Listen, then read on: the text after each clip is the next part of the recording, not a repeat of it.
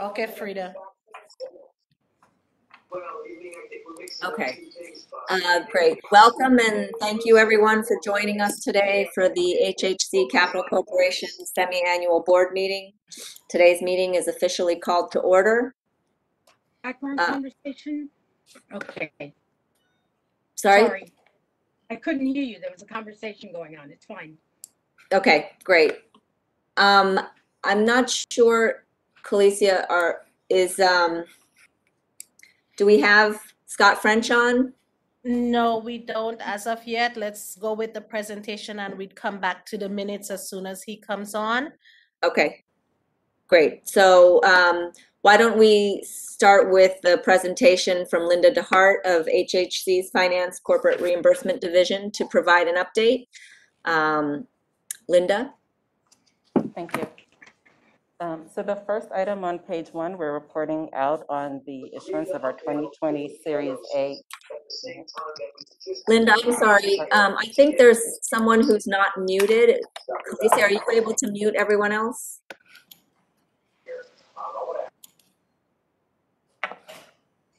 Okay, sorry, Linda, please go ahead. Sure. So we're starting with the report out of the issuance of our 2020 Series A bonds. We closed on these bonds on January 5th and issued a total of $310.2 million of tax-exempt fixed-rate bonds.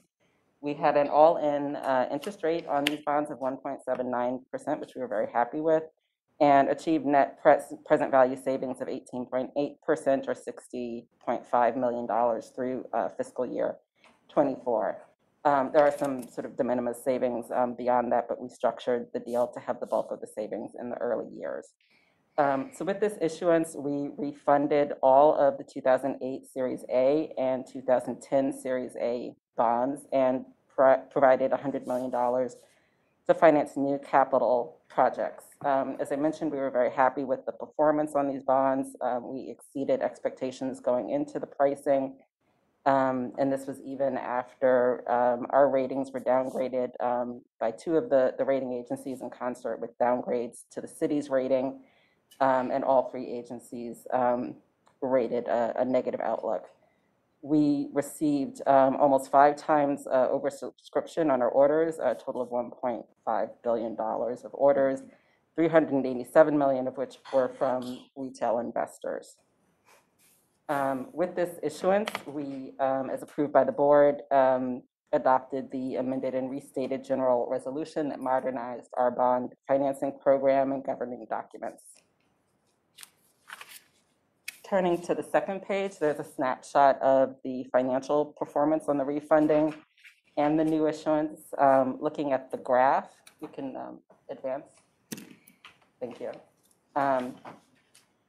Looking at the graph represents the debt service paid by the system on our total bond portfolio and debt finance portfolio.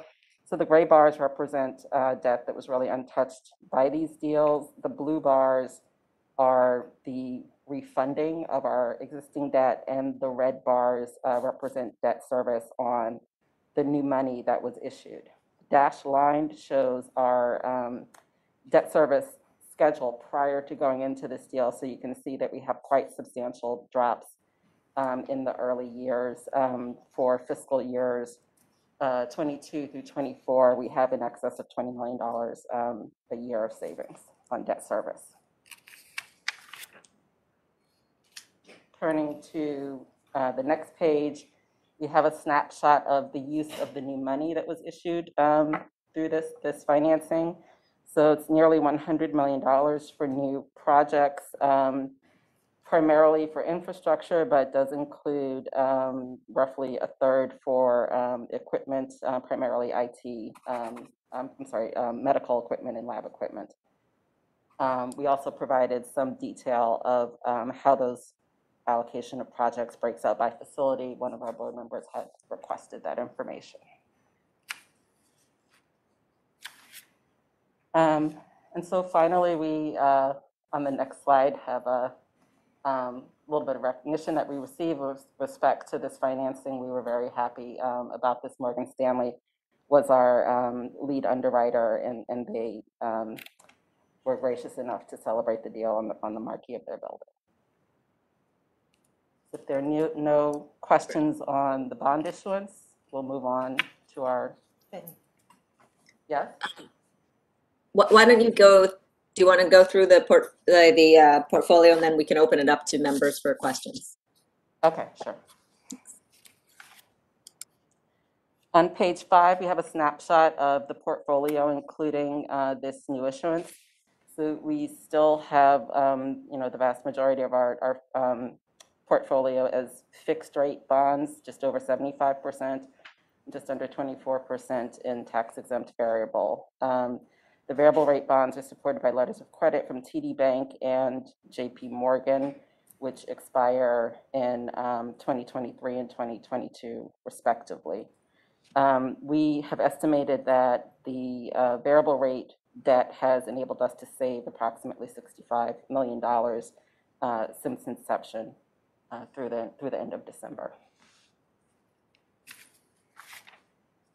Turning to the next page, we have a summary of the issuance history and the refundings. You can see here that we have a total of $553 million outstanding in bonds, the bulk of it now through this most recent issuance. Moving on, this is a snapshot of the closeout of the construction fund from our 2010 bonds, which were refunded through this last issuance. So this is the last time that you'll see this bond fund. We will, going forward, show you the status of the bond fund from the 2020 new money. On page 8, we have a report out of our arbitrage analysis on the 2010 Series A. We're required every 5th bond year to do an arbitrage analysis, and obviously this is closeout year for the 2010 Series A. So we had to analyze whether we had arbitrage liability, which would have had to have been rebated to the IRS. We did not have any liability on these bonds. Moving on, this is we have 2 short-term bank loans that we issued sort of in the long gap between this bond issuance and our prior bond issuance that we used to fund a number of short-term capital projects. We borrowed $60 million from JP Morgan as a fixed rate loan with maturity in July 2022. As of the beginning of this month, we had $18.6 million balance remaining on that debt. We have fully encumbered and vouched. We actually have to do a little reconciliation. We've slightly over allocated to this account, so we'll be working with facilities development to identify that excess and allocate it to other capital resources. And finally, we have the second short-term loan that we incurred, which was with Citibank.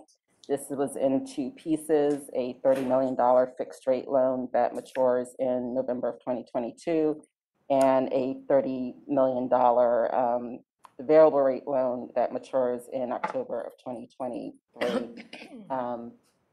We have a total of $34.4 million outstanding debt remaining combined on these loans, and we have nearly fully encumbered it. There's approximately $4 million remaining. There are projects identified with OFD and with our purchasing for some equipment items, and we are working with them to expedite resolution of those projects. That concludes the presentation. Okay. Thank you, Linda. So I just want to note for the record before I open it up for the members for questions is I think Philip Waldy is representing Deputy Mayor Melanie Herzog in a voting capacity, and Matt Siegler is representing Dr. Katz in a voting capacity. So I wanted to state that for the record. And now I will go ahead and ask if there's any comments or questions from the members. So Dr. Pagan. I just want to commend the whole finance team for the work that they have done on this and on insurance, on trying to make sure that our capital resources are used effectively. And Linda, Pauline, Rita, thank you so much for all the work that went into this. Thank you. Thank you. Matt Siegler, No questions. great. Is Helen on? Helen Arteaga? I don't know where I'm supposed to be looking. I'm always on the other side.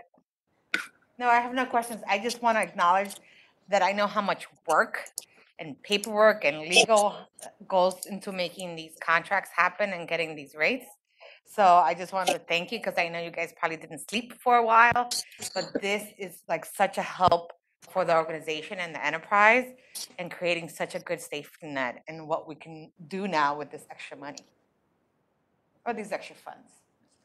And I do want to acknowledge that we were, heavily supported across the system by many departments, especially legal and our controller's office. Matt, OSD, a number of offices put a lot of work into this. Great, thank you. Ms. Lowe, Barbara? Yes, I do have a question. That's a great presentation. Thank you.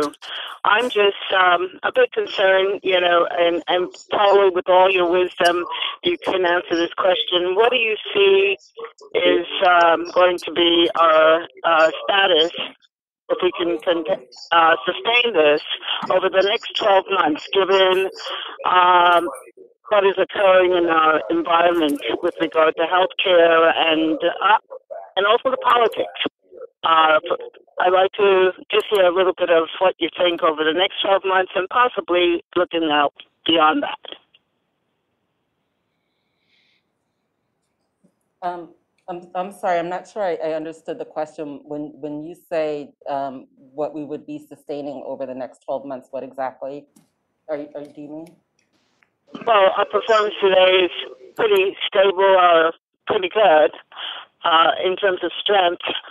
Will that be sustainable over the next 12 months? And what would be some of the things we would, what should we expect in your eyes? I know you don't have a crystal ball, which is possibly what we need today, but just in terms of where we are today and all that you know, and in your preparation of this, I'm sure there was some pretty interesting discussions. Could you give Barbara just a general sense of the finance going forward in the next? I can't hear you. Sorry, Barbara. It's Mitch. I was just saying, I think a general sense of, as recognizing that you can't predict the future, how do you see the next year rolling out? Well, I mean, we have a number of initiatives that we began, prior to COVID that we continue to work on and that are bearing fruit, particularly around revenue generation, both from a process perspective and from a business review perspective. So I think we have seen a lot of our work sort of prepare us to withstand the current climate better than we otherwise would have been. We are certainly working very closely with our intergovernmental team and with our representatives around funding to support the extraordinary expenses that the corporation has incurred related to the pandemic. We are watching very closely what is happening at both the city and state level in terms of their budget and the impact that will have on our system, and advocating together with them that they receive the support that they need at the federal level, to ensure that we all are not too adversely impacted. So those are sort of the, I think, irons in the fire. They're the things that we're watching over the next year, but I think we are very strongly positioned to respond to what comes our way. Thank you so much. That was wonderful. Thank you. Great. Thank you, Barbara. You're welcome. Yeah. Mitch, I'm sorry, I didn't know you were in the room. So I wasn't previously, so you didn't get it wrong. All right, great. Well, do you have any comments or questions before I move on? No, thank you. Okay. Mr. Nolan, Bob, are you there? Can you hear me? Yes. Okay, thank you very much. Linda, thank you so much for that presentation. As someone who spent 13 years in the Borough President's office in the world of the capital budget, I can understand and deeply appreciate the work that you're doing. Can you go back to that chart which showed the breakdown in capital money by each hospital?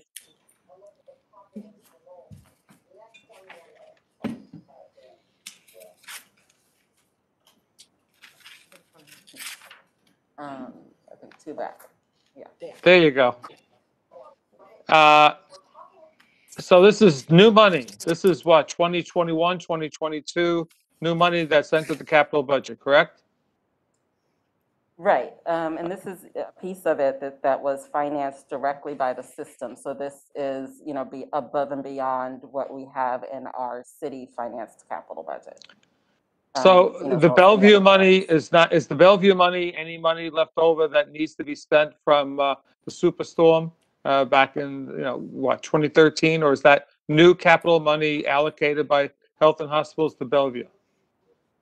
This is all new money. It's addressing a number of existing projects. I don't believe any of it is directly related to Super Sandy, but we would need to follow up with Christine Flaherty to definitively answer that question. But her office has been doing, quite extensive assessment of facility needs, identifying a number of sort of systems that are at end of life that need immediate response. I believe there's some substantial roof repair included, and HVAC work included in what she identified. So she has been maintaining sort of an inventory of urgent projects across the system. And when we identified this opportunity to have new financing, her team worked with the facilities to review that existing list for things that were most urgent and also that could be completed within roughly a year to 18 months. Because this is our sort of upfront borrowing that sits in a construction fund that we're paying interest on, we wanted to be sure that we allocated this to projects that could be completed very timely. So that team went through a process to review the existing project list to allocate this funding.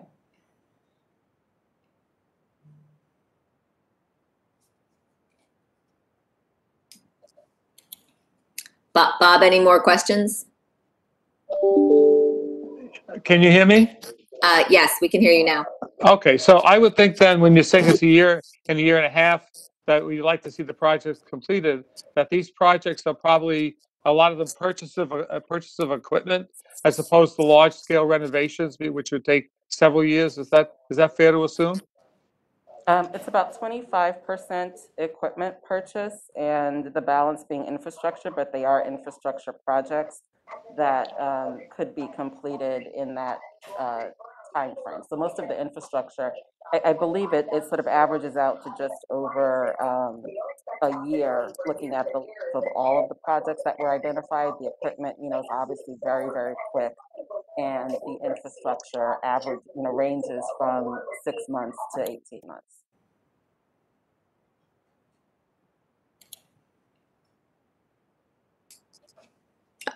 Bob, you're on mute if you have any further comments.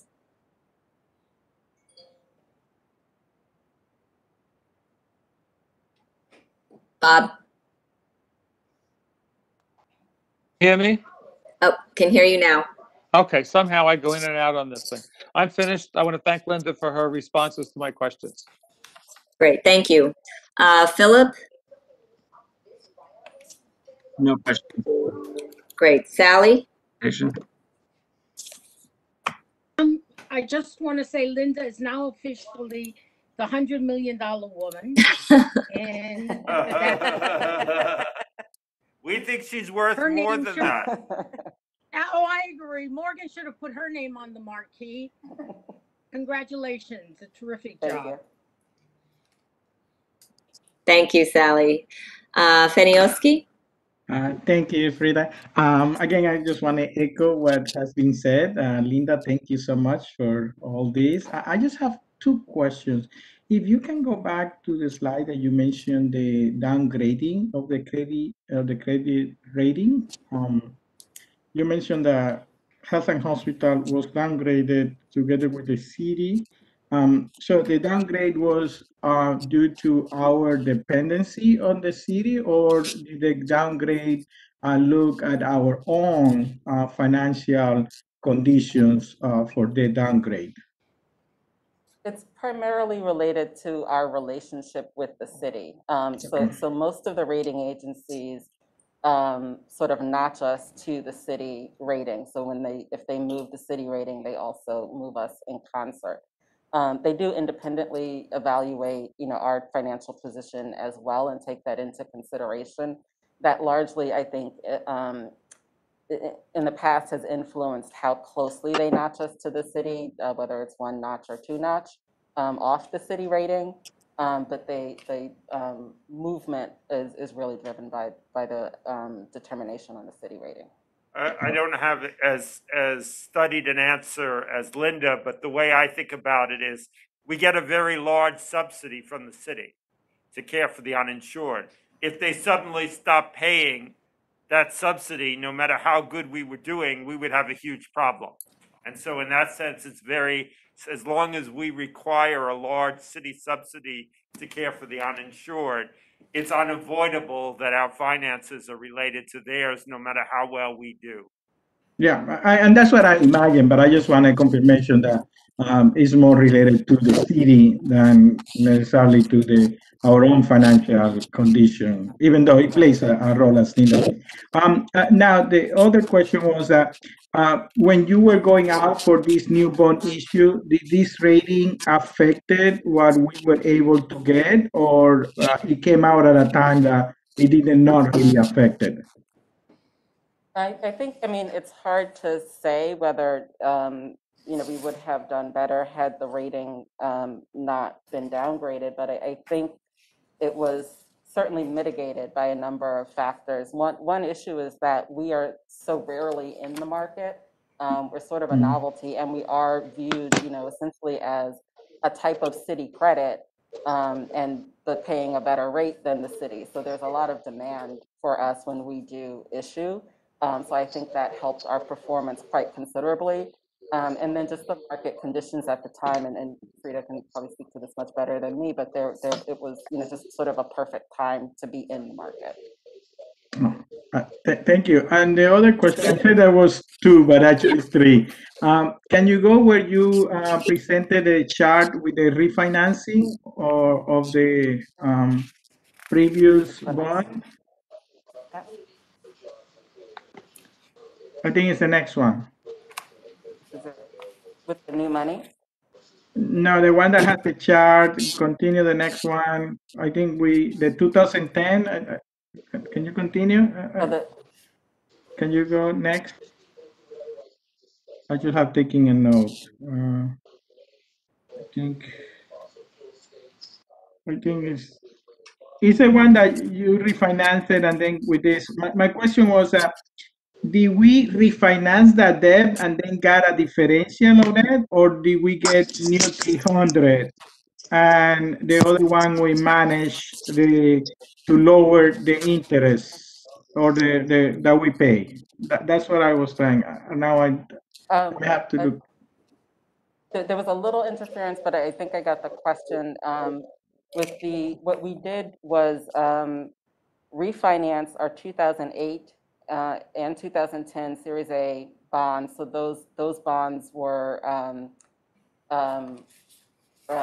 paid out and refunded with this new 2020 Series A debt.